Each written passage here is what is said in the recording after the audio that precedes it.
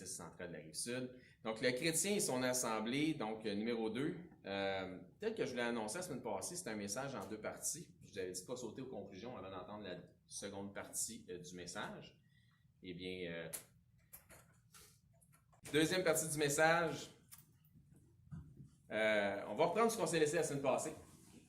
C'est un enseignement, comme je disais, que un peu, je vous le partageais tantôt, c'est pas très populaire, ça fait pas l'unanimité, j'en suis bien conscient. La raison étant, je crois que la plupart des enseignants ont une opinion déjà toute faite sur le sujet, mais ils prennent pas le temps d'étudier à fond le sujet dans les Écritures puis voir vraiment ce que Dieu en dit. Mais si jamais, pour une raison ou une autre, vous songez à quitter votre assemblée pour voire même vous joindre à une autre assemblée, posez-vous la question suivante, de grâce, faites juste vous poser la question suivante. Est-ce que ça blessera mon assemblée actuelle? Peut-être que non. Est-ce que ça handicapera le corps dont je suis présentement membre? Peut-être que non. Mais si la réponse c'est oui, pourquoi voudrais-tu nuire au corps? C'est ça la question à se poser. C'est juste une question d'avoir un peu de discernement là-dessus, voir le timing des choses. Il y a une saison pour chaque chose, peut-être que c'est juste pas le temps. Ce que je voudrais vous éviter, c'est que vous preniez cette décision-là à la légère. N'oubliez pas que c'est la deuxième partie du message qui vient de la conclusion que j'en ai tirée de ma série sur les couples. Donc, ce que je fais, c'est que ça m'a donné un parallèle entre le couple et l'assemblée, le croyant ou le chrétien dans son assemblée. Donc, la première épître aux Corinthiens, Paul s'adresse à un peuple qui est doctrinalement tout mélangé. C'est un peuple qui a un manque flagrant d'unité. Hein. Il y en a qui se disent de Paul, d'autres de Céphas, donc qui est l'apôtre Pierre, d'autres du fameux prêcheur Apollos, d'autres de Christ. Puis le diable, ce qu'il veut faire, c'est diviser pour mieux régner. C'est pas différent aujourd'hui. Je vous dis, là, ça s'en va par là. Parce qu'avec toutes les mesures qu'on vit avec la pandémie, la pandémie qu'on vit présentement, bien évidemment, il y en a qui vont dire, mais moi, je suis de Pfizer, moi, je suis d'AstraZeneca, puis l'autre, moi, je suis de l'autre type, puis moi, je suis de l'autre type de vaccin. Bientôt, il va y avoir, justement, c'est une question, on est en train de diviser complètement la société présentement. Mais c'est pas le genre de choses qu'il faut qu'il arrive dans l'Assemblée. On ne doit pas être divisé, on doit être unis. Donc, Paul ne leur a pas dit, bien, vu que vous n'entendez pas, là, dans l'église de Corinthe, bien, faites-vous 4 églises différentes. Une de Pierre, une de Paul, une de Céphas, une d'Apollos. Il ne leur a pas dit ça, right? Il n'a pas dit va faire. Mais au contraire, ce qu'il leur a dit, c'est quoi? C'est va trouver le moyen, il va falloir trouver le moyen de vous entendre, de garder l'unité dans le corps. Pas un split, pas de la division, de l'unité. Le thème de l'unité revient beaucoup dans les Écritures. C'est un thème qui est biblique. C'est ce que le Seigneur veut pour nous. Dans cette assemblée, il semblerait qu'il ne faut pas qu'il y ait de clique dans cette assemblée, parce que si on regardait à Corinthe, il semblait avoir une clique entre les plus nantis et les plus pauvres. Il y a des plus riches, eux autres, ils mangent ça, puis les plus pauvres, ben, ils s'en passent. Donc, il ne leur a pas dit que divisez-vous en 2 groupes, hein, le groupe des plus riches et le groupe des plus pauvres, faites-vous 2 églises. Mais encore une fois, il les exhorte à avoir de l'unité et de l'équité entre eux autres. Ce que je veux dire, c'est que même dans les pires situations, le fameux concept de changer d'église, il n'existe pas, même dans des pires situations. Même dans le cas d'une séparation entre mari et épouse, si tel est le cas, les deux, selon Paul, devraient rester dans la même assemblée, puis on trouve ça dans 1 Corinthiens 7. Encore une fois, ce n'est pas quelque chose que j'invente, c'est là, dans 1 Corinthiens 7. Il ne dit pas la femme, il faut qu'elle aille dans une autre assemblée, puis le mari dans une autre assemblée. Ce qu'il souhaite, c'est la réconciliation. Il ne veut pas qu'ils se séparent. Mais si elle est déjà séparée, il ne parle pas qu'elle aille ailleurs. Fait que c'est une. Puis je dis ça parce que j'imagine que c'est une des pires situations possibles. Ouais, mais là, c'est comme tu dis, mais je ne peux pas changer d'assemblée. Non, tu peux faire ce que tu veux. Si tu veux changer d'assemblée, fais-le, mais selon que ce soit selon la volonté de Dieu. C'est ça que je dis. Je ne dis pas que tu ne peux pas changer d'assemblée. Ce n'est pas ce que je dis, ce n'est pas ce que je prêche. Mais est-ce que c'est selon la volonté de Dieu? Sois sûr, toi, le croyant doit toujours s'assurer d'être à la volonté de Dieu. Donc, c'est un peu comme la conclusion lorsqu'on parle de divorce et remariage, il y a des clauses d'exception. C'est là où j'ai fait le parallèle avec toute l'étude que j'ai faite. Encore une fois, c'est une question d'avoir un minimum de discernement. C'est-tu le bon temps? C'est-tu le moment? Est-ce que j'handicape le corps? Est-ce que je suis? Est-ce que je vais faire du tort si ça arrive? C'est quoi le timing? C'est quoi la volonté de Dieu? Si c'est pas la volonté de Dieu, fais-le pas. Mais si c'est la volonté de Dieu, c'est toi qui le sais, c'est entre toi et le Seigneur, fais-le. Si une femme marie un homme d'une autre assemblée, dans ce cas-là, je pense qu'on est assez intelligent pour comprendre qu'elle n'est pas liée. Hein, elle peut s'en aller dans l'autre assemblée parce qu'ils partagent la même foi. Et puis vice-versa, si lui préfère rester dans l'assemblée que son épouse, je ne vois pas non plus d'objection à ça. Donc, on peut comprendre par le discernement que ça fait du sens. Si quelqu'un s'en va comme missionnaire, j'espère qu'on comprend le principe de ceux qui sont envoyés, encore une fois, par le discernement. Ils obtiennent premièrement le consentement puis la bénédiction de leur assemblée. Donc, oui, il y a des facteurs qui font en sorte que oui, on peut définitivement changer d'assemblée. Oui, mais mon travail m'envoie dans une autre ville. Si c'est à 1 heure de route, pourquoi tu ne restes pas dans ton assemblée? Ne change pas d'assemblée. Tu prends ça où, ton 1 heure de route? Je prends ça nulle part. Mais je sais que Jésus a marché 1h30 avec des disciples juste pour jaser avec eux autres. C'est pas loin 1 heure, là, pour rester à la même place. Je suis certain que dans les églises primitives des 2 premiers siècles, il doit y avoir du monde qui faisait 1 heure, 2 heures de route, 3 heures de route, là, je peux aller à leur église. Tu es à 2 heures de route, selon moi, tu es encore local. Oui, mais il y a une église proche de chez nous. Oui, mais c'est Dieu qui décide comment il dispose des membres dans le corps. C'est pas le membre qui décide comment il se dispose. C'est juste, c'est ça qui est écrit. C'est ça qui est dans la Bible. Oui, mais mon employeur m'envoie dans une autre province. Mais peut-être change de travail. C'est pas ton employeur qui est ta provision, c'est ton Dieu. Puis si tu n'as pas compris ça, puis si tu penses que c'est ton employeur qui est ta provision, ben tu n'as pas compris. C'est pas un signe divin que tu dois changer d'église, c'est peut-être un signe divin que peut-être il faut que tu changes de travail. Fais confiance au Seigneur. Est-ce que c'est la volonté de Dieu? Oui ou non? Il y a un minimum de discernement. Oui, mais dans l'Épître aux Corinthiens, Paul s'inclut en utilisant le pronom « nous ». Hein? Puis pourtant, il ne faisait pas nécessairement partie des membres locaux de cette assemblée. Ah, mais là, tu m'as eu. Oui, mais c'est quand même Paul qui a aidé à commencer ce ministère-là. C'est normal qu'il se sente impliqué parce que dans 1 Corinthiens 4,15, il dit « Car vous auriez 10 000 maîtres en Christ, vous n'avez cependant pas plusieurs pères, puisque c'est moi qui vous ai engendré en Jésus-Christ par l'Évangile. » Parce que c'est normal qu'ils se sentent impliqués à ce moment-là. Et encore, Paul leur dit qu'il y a une différence de ministère, que tous ne sont pas apôtres, etc. Donc, il y avait donc exception par le type ou la nature du ministère apostolique de Paul. Oui, mais dans 1 Corinthiens 1,2, Paul s'adresse pas sa lettre juste aux gens de Corinthe, mais il dit à tous ceux qui invoquent en quelque lieu que ce soit le nom de notre Seigneur Jésus-Christ. C'est vrai. Oui, parce que Paul leur dit, je réponds à une lettre que vous autres m'avez envoyée, les gens de Corinthe. Donc, à votre assemblée locale. Mais chacun, il dit aussi que ma lettre ou ce que je vais dire va être bonne pour n'importe quelle assemblée locale, selon sa localité, ses besoins, ses problèmes, ses membres qui lui sont propres. Tu sais, chaque église a ses problèmes différents que les autres n'ont pas. Ces situations. Pour preuve, dans Corinthiens 7, Paul confirme que la lettre qu'il les avait fait parvenir était en partie pour répondre à une question de doctrine que les Corinthiens les avaient posée à Paul. Donc, Paul dit que sa doctrine, ses opinions, ses jugements, puis donc que propose son épître, c'est bon non seulement pour cette assemblée-là, mais toutes les autres assemblées locales, puis c'est bon pour nous autres aussi. N'est-ce pas? Je veux dire, un Corinthien, c'est bon pour nous autres. Paul leur dit même, c'est ainsi que je leur donne dans toutes les églises. Donc, il fait une distinction. Donc, c'est ainsi que je leur donne dans toutes les églises. Oui, je l'ai envoyé ça à Corinthe, mais c'est bon pour les autres, parce que c'est ainsi que je leur donne dans toutes les églises, que ce soit Corinthe, Éphèse, Galate, Rome, Thessalonique, Colosse, etc.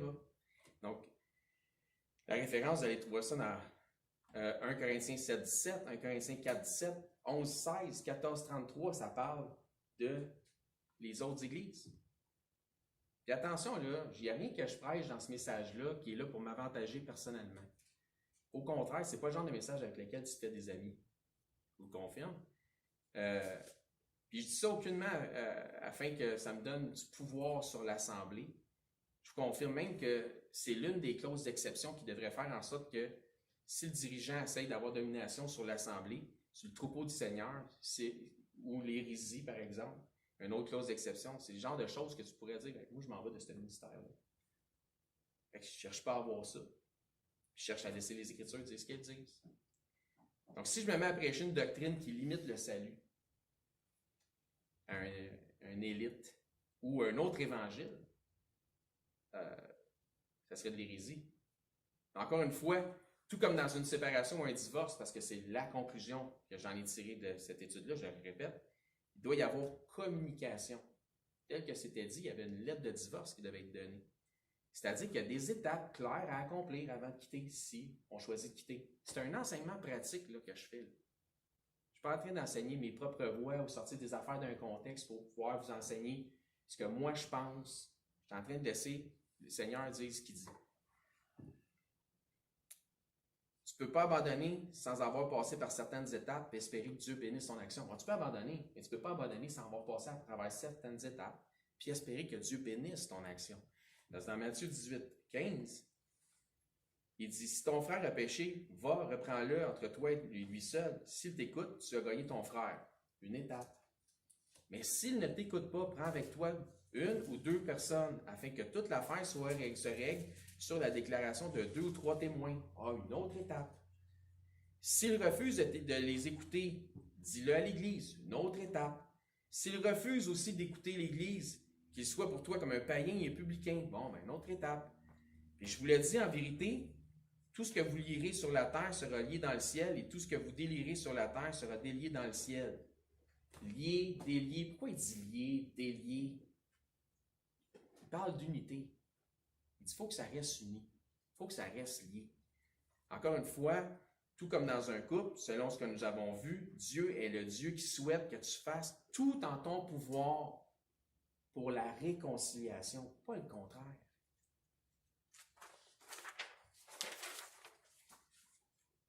Mais combien quittent un ministère pour des différences d'opinions ou simplement de perspectives? Puis c'est là où je ne voudrais pas qu'on fasse les mauvaises choses. Des frustrations, des déceptions, leur ego ont été froissés. Puis après, bien, ils s'en vont prendre la communion ailleurs. Et puis là, malheur à eux, parce qu'ils prennent le jugement contre eux-mêmes à ce moment-là. Parce qu'ils ne faisaient pas l'unité. Frustration, déception, leur ego est froissé. Quand tu devrais faire tout dans ton pouvoir pour rester uni. Donc, le prêcheur pense qu'il y avait 12 apôtres. Moi, je pense qu'il y en avait 15, fait que je vais aller ailleurs. Voyons donc. Je vais donc partir sans passer par les étapes bibliques. Fait que si tu passes sans passer par les étapes bibliques, qu'est-ce que tu fais? Tu fuis. Combien sont partis d'un ministère, non pas pour devenir meilleur, mais pour devenir pire? Ils sont dans les ministères qui enseignent l'hérésie. On en connaît, là. Puis où ils ne vont plus dans aucun ministère, qu'au pire. La question qui est grave, que je me pose, est la suivante. Puis moi, ça, c'est une question que moi, je me pose. Je ne vous la pose pas, cette question-là, mais je la dis à haute voix. Puis on la reverra plus tard. Puis je me pose la question, est-ce qu'abandonner le corps de Christ serait dans certaines situations, dans certains cas, pour certaines personnes, est-ce que ça ne serait pas une démonstration que dans le fond, tu tournes le dos à Christ?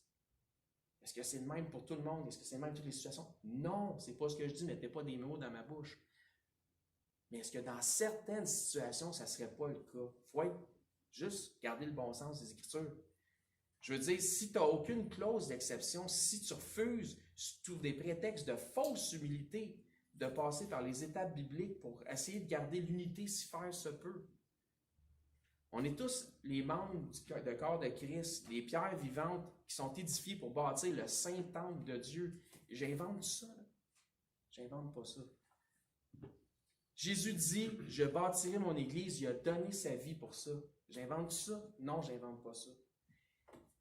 Puis toi, tu es un supposé disciple, puis tu vas participer peut-être à détruire ce que Jésus bâtit. Encore une fois, est-ce que c'est selon la volonté du Seigneur? C'est Dieu qui dispose les membres dans le corps selon sa volonté. Est-ce que je prends ça dans les Écritures? Ben oui. Ce que Dieu a uni, que l'homme ne le sépare point, est-ce que je prends ça dans les Écritures? Ben oui. Mais encore, 1 Corinthiens 3,16, ne savez-vous pas que vous êtes le temple de Dieu? Et l'Esprit de Dieu habite en vous, le groupe. Si quelqu'un détruit le temple, Dieu le détruira. Car le temple de Dieu est saint et c'est ça que vous êtes, vous autres, le groupe, ensemble, unis. Ces paroles-là devraient, au minimum, instaurer de la crainte dans nos cœurs. Parce que c'est Dieu qui le dit par l'intermédiaire de Paul. Je ne voudrais pas être celui qui détruit le temple, même si c'était par mon propre départ. Oui, mais moi j'étais dans une autre église avant, est-ce que je devrais y retourner dans l'autre église? C'est comme pour le mariage. Tu sais, si ça fait 2 semaines, 2 mois, puis tu sais ce que tu as à faire. Et si ça fait 2 ans, puis tu es impliqué dans le ministère, tu as consommé. C'est comme le mariage. C'est consommé. Ce que je veux dire, c'est je suis remarié. Est-ce que je devrais quitter mon mari actuel pour retourner avec mon ex-mari ou mon ex-femme pour retourner avec... Ben, si la pensée de Dieu est claire sur le sujet, encore une fois, je viens de la conclusion de l'étude sur les couples. Référence de Deutéronome 24:4. Ben non. C'est consommé, c'est consommé. 1 Pierre 5:1. Voici les exhortations que j'adresse aux anciens qui sont parmi vous, moi anciens comme eux, témoins des souffrances de Christ et participants de la gloire qui doit être manifestée. Paissez le troupeau de Dieu qui est sous votre garde, non par contrainte, mais volontairement, ce que je fais pour l'instant. J'espère que ça ne deviendra pas par contrainte. Selon Dieu, ce que j'espère faire aussi, non pour un gain sordide, tirez-en vos conclusions, mais avec dévouement, non comme dominant sur ceux qui vous sont échus en partage, mais en étant les modèles du troupeau. Et lorsque le souverain pasteur paraîtra, vous obtiendrez la couronne incorruptible de la gloire. De même, vous qui êtes jeunes, soyez soumis aux anciens. Et tous, dans vos rapports mutuels, revêtez-vous d'humilité. Wow! Il dit, car Dieu résiste aux orgueilleux, mais il fait grâce aux humbles. Soyez soumis aux anciens. Mais tous, dans vos rapports mutuels, revêtez-vous d'humilité, pas d'orgueil. Il parle, ce qu'il veut là, c'est l'unité. C'est l'orgueil qui divise. C'est les frustrations, c'est l'animosité, c'est les querelles, la colère. C'est les fruits de la chair et non pas les fruits de l'esprit. Je vous le dis, quand Jésus dit « Aimez-vous les uns les autres », c'est à ça qu'on va reconnaître que vous êtes mes disciples. Si vous avez de l'amour les uns pour les autres, on ne le comprend pas, on ne le saisit pas, puis on ne le pratique pas comme on devrait, comme le Seigneur voudrait qu'on le fasse.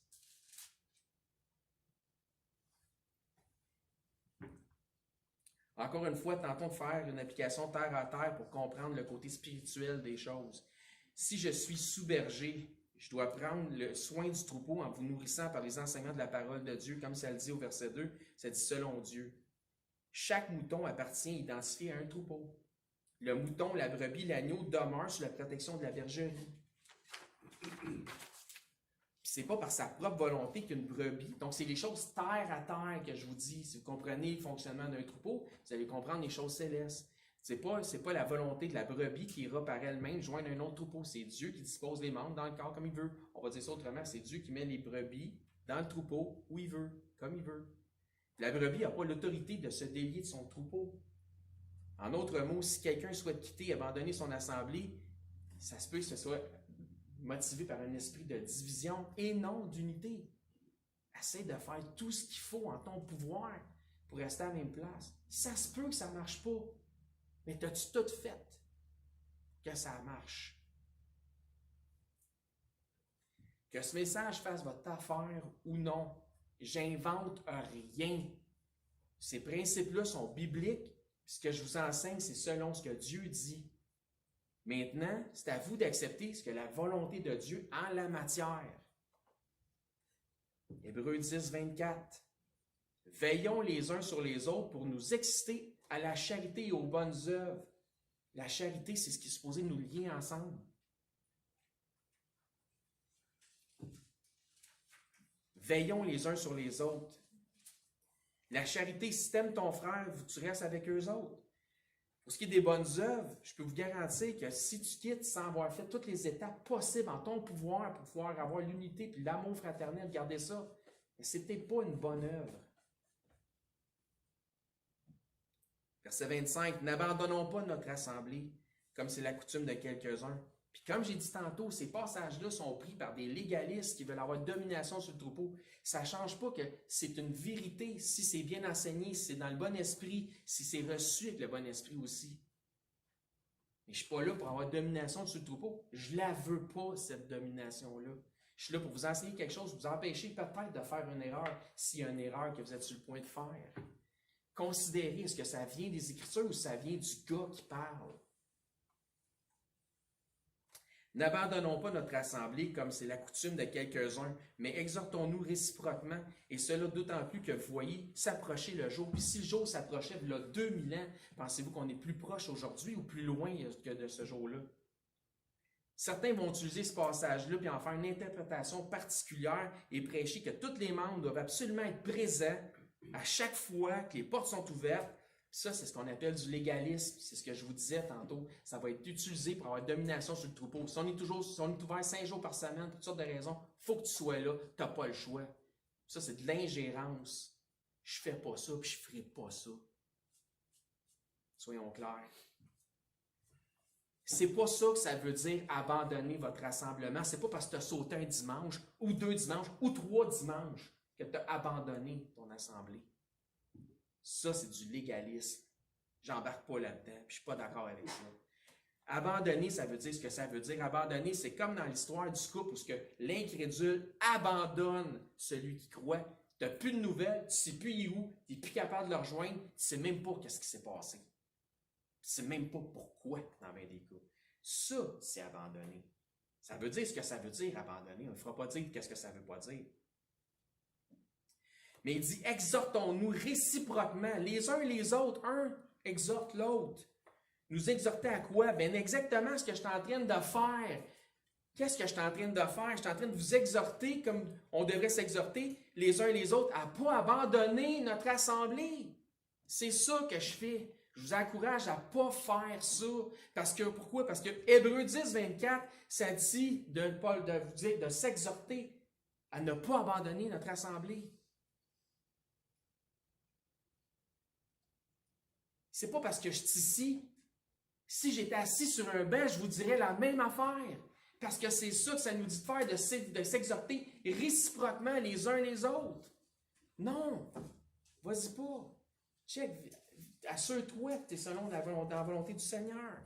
Verset 26, car si nous péchons volontairement, après avoir reçu la connaissance de la vérité, il ne reste plus de sacrifice pour les péchés. Est-ce que c'est moi ou l'auteur de l'Épître d'Hébreux dit ici que d'abandonner son assemblée, un coup de la connaissance, que ce n'est pas une bonne affaire à faire, c'est un péché volontaire? Est-ce que j'invente ça ou je viens de lire ça? Si je viens de lire, c'est dans les Écritures. Si c'est dans les Écritures, c'est Dieu qui le dit. Don't shoot the messenger.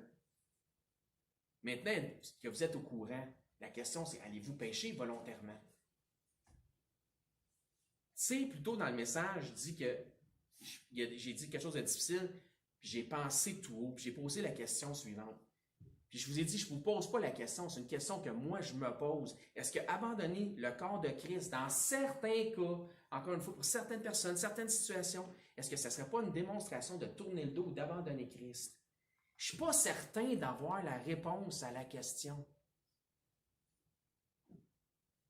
Mais ce qui est certain, c'est que nous devrions avoir assez d'amour dans notre cœur, puis assez de crainte, puis assez d'amour les uns envers les autres, puis assez de crainte de Dieu pour rester ensemble, avoir suffisamment la crainte de Dieu pour ne pas abandonner notre assemblée, dans tous les cas, aussi faire se peut le plus possible. Parce que voici ce qui suit. Hébreux 10, 25, on va repartir à partir du verset 25. On va juste lire le texte, qu'est-ce que ça dit. N'abandonnons pas notre assemblée comme c'est la coutume de quelques-uns, mais exhortons-nous réciproquement à quoi? À ne pas abandonner notre assemblée. On a-tu le droit de faire ça? Ben oui, c'est ce que ça nous demande de faire. Et cela d'autant plus que vous voyez s'approcher le jour. Le jour, il est proche, pas à peu près.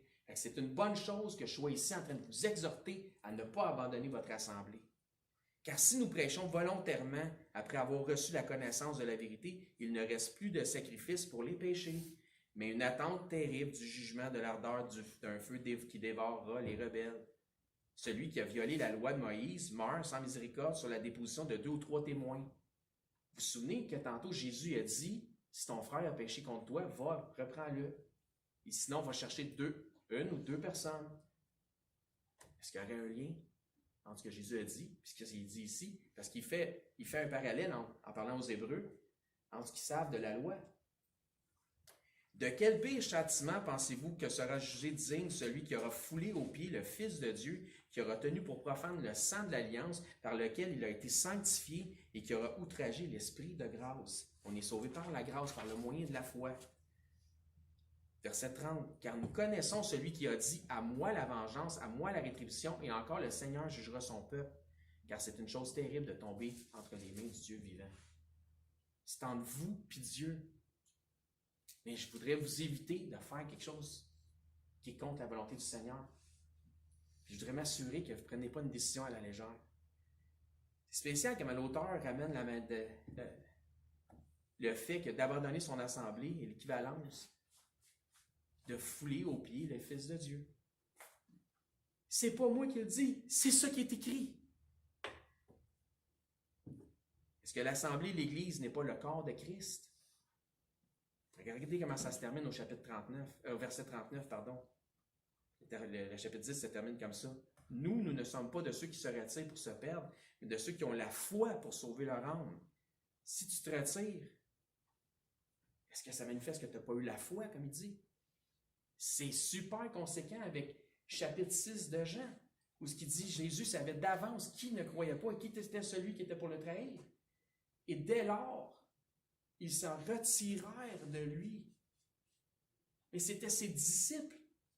Donc, ils avaient supposément cru, mais Jésus dit, ils ne croyaient pas. Ils n'ont pas eu la foi. C'est exactement, ça va ensemble. Fait que de quoi qu'il parle? Nous ne sommes pas de ceux qui se retirent pour se perdre. Se retirer dans le contexte fait référence à quoi? Encore une fois, je n'inventerai rien. À ceux qui abandonnent l'assemblée. Une fois sauvé, toujours sauvé. Écoutez bien là. Une fois sauvé, toujours sauvé. Tu ne peux pas perdre ton salut. C'est absolument vrai. Puis je vais toujours tenir position pour ça. Qu'une fois sauvé, tu es toujours sauvé, puis tu ne peux pas perdre ton salut. Mais ce qu'on voit dans les Écritures, puis c'est une constance, il y en a qui ne sont pas véritablement des disciples. Donc, il y en a qui ne sont pas véritablement sauvés. Ça va être, c'est difficile à entendre, mais c'est quand même si c'est difficile à entendre ce que je viens de dire, c'est quand même la vérité biblique. Ça ne m'avantage pas de vous dire ça, là. Je vous dis juste, c'est une vérité biblique. Je ne vous dis pas ça pour que vous doutiez de votre salut. Si vous êtes en train de combattre le bon combat, si vous avez l'esprit d'unité, posez-vous pas de questions, vous êtes sauvés. Je ne veux pas que vous posiez des questions sur votre salut, à savoir, je suis sauvé, je ne suis pas sauvé. Je veux juste que vous ayez un minimum de discernement avec le bon sens des Écritures, puis de ne pas se convaincre nous-mêmes par des philosophies, par du faux raisonnement que ça nous dit dans les Écritures. Le terme de la persévérance, vous en êtes à même d'être conscient, revient souvent dans les Écritures en disant « Celui qui persévérera jusqu'à la fin sera sauvé ». Peut-être pas sauvé comme pour le salut, mais la référence, vous allez trouver dans Matthieu 24, 13. Mais combattre le bon combat, compléter sa course, etc. Si tu inverses ça, ça veut simplement dire que si tu abandonnes la foi, manifeste peut-être que tu ne l'as jamais eu. C'est juste ça. C'est exactement ce qui va avec chapitre 6 de Jean, vers la fin du chapitre. Ceux qui étaient ses disciples, on dit c'est trop dur, on s'en va, on ne veut plus suivre Jésus. Jésus savait dès le commencement qui étaient ceux qui ne croyaient pas. Ça manifeste que tu n'as jamais vraiment cru. Puis je ne dis pas ça comme étant juge de ces choses. Écoutez-moi puis comprenez les bonnes paroles que je dis. Je ne dis pas ça comme étant juge de ces choses. Est-ce que c'est possible, encore une fois, de changer d'assemblée et de changer d'église? Oui, dans certains cas. Mais Dieu est un Dieu d'ordre, n'est-ce pas? Et les choses doivent être faites dans l'ordre et non pas dans le désordre. Deux choses qui reviennent dans Hébreux 10 qui m'interpellent, Hébreux 10, 24. Veillons les uns sur les autres pour nous exciter à la charité et aux bonnes œuvres. Ça nous dit ailleurs, dans les derniers temps, que la charité de plusieurs se refroidira. Correct pour le monde, mais pas pour nous autres. Matthieu 24, 12 dit ça. Verset 39. Nous ne sommes pas de ceux qui se retirent pour se perdre, mais pour ceux qui ont la foi pour sauver leur âme. Nous sommes sauvés par le moyen de la foi, c'est certain. Mais la foi vient de ce qu'on entend, puis ce qu'on entend vient de la parole de Christ. Puis Puis étonnamment, Jésus passe le commentaire suivant. D'autant plus qu'on voit s'approcher le jour. Y aura-t-il de la foi à mon retour? Sur terre, Luc 18:8 dit ça. Est-ce que les croyants ou ceux qui se disent sauvés par la grâce, par le moyen de la foi, seront de ceux qui obéissent encore aux instructions de la Bible, de la parole de Dieu? C'est ce que Jésus se pose comme question. Voici ce que l'étude des relations de couple m'a apprise. Elle m'a démontré qu'il y a un parallèle entre le couple marié et le membre dans son assemblée.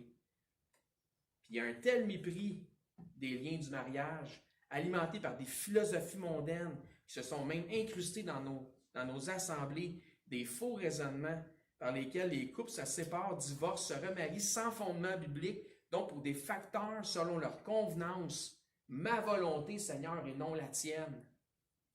Eh bien, il y a un mépris du corps de Christ, de l'assemblée locale, où les gens quittent ou abandonnent leur assemblée à tort et à travers. Je ne dis pas que tu ne peux pas le faire, je dis des fois c'est fait par mépris. Sans aucun fondement biblique, sans s'assurer d'être dans la volonté de Dieu, encore une fois, ma volonté, Seigneur, et non la tienne. Croyant à tort que Dieu peut bénir une mauvaise œuvre. Ne vous leurrez pas. Dieu ne peut pas se renier lui-même. Et sinon, il serait menteur. Puis Dieu ne peut pas mentir. Donc, Dieu ne bénira pas l'œuvre de celui qui agit à l'inverse de ses instructions. Ce que tu sèmes, tu le récolteras aussi. Donc, voici ce que j'ai récemment partagé sur un groupe Messenger. J'ai donné une série de versets sans commentaire. Je n'ai pas commenté les versets. Puis je vais vous les lire un à un. Puis je vous laisserai le soin à votre discernement biblique et spirituel d'en faire les applications. Vous les noterez si vous voulez les revoir. Puis, à la fin de tout ça, il y a un frère qui est arrivé et qui avait compris une conclusion, mais il n'y avait aucun commentaire. Juste des versets. Romains 12:5. Donc, on va laisser Dieu dire ce qu'il a à dire. Ainsi, nous qui sommes plusieurs, nous formons un seul corps en Christ et nous sommes tous les membres les uns des autres. 1 Corinthiens 18. 1 Corinthiens 12, 18. Maintenant, Dieu a placé chacun des membres dans le corps comme il a voulu. 1 Corinthiens 12, 27. Vous êtes le corps de Christ et vous êtes ses membres, chacun pour sa part. Psaume 133, 1. Oh, qu'il est agréable et qu'il est doux pour des frères de demeurer ensemble. Jean 13, 34. Je vous donne un commandement nouveau. Aimez-vous les uns les autres, comme je vous ai aimé. Vous aussi, aimez-vous les uns les autres. Là, je vais passer un commentaire. Jésus nous a aimés de façon à ce qu'il dit, je ne vous abandonnerai jamais. Je suis toujours avec vous, toujours. Romains 8, 38 et 39. Car j'ai l'assurance que ni la mort, ni la vie, ni les anges, ni les dominations, ni les choses présentes, ni les choses à venir, ni les puissances, ni les hauteurs, ni les profondeurs, ni les autres, ni une autre créature ne pourra nous séparer de l'amour de Dieu. Hébreux 10, 25. N'abandonnons pas notre assemblée comme il est la coutume de quelques-uns, mais exhortons-nous réciproquement, et cela d'autant plus que vous voyez s'approcher le jour. Matthieu 10, 33. Quiconque me reniera devant les hommes, je le renierai aussi devant mon Père qui est dans les cieux. 2 Timothée 2, 11 et 12. Cette parole est certaine. Si nous sommes morts avec lui, nous vivrons aussi avec lui, mais si nous persévérons, nous régnerons aussi avec lui. Si nous le renions, lui aussi nous reniera. 1 Jean 2, 19. Ils sont sortis du milieu de nous, mais ils n'étaient pas des nôtres. Car s'ils eussent été des nôtres, ils seraient demeurés avec nous. Et cela est arrivé afin qu'il fût manifeste que tous ne sont pas des nôtres. Luc 18, 8, la deuxième partie du verset dit « Mais quand le Fils de l'homme viendra, trouvera-t-il de la foi sur la terre? » Et j'ajoute, ce qui n'était pas dans le groupe Messenger, dans Matthieu 19, 6, deuxième partie du verset, « Que l'homme donc ne sépare pas ce que Dieu a joint. » Tirez-en vos propres conclusions. Moi, je vous aime en ce qui me concerne. Ça va être tout pour aujourd'hui. Prions. Merci Seigneur pour votre parole, toute une lumière à notre sentier.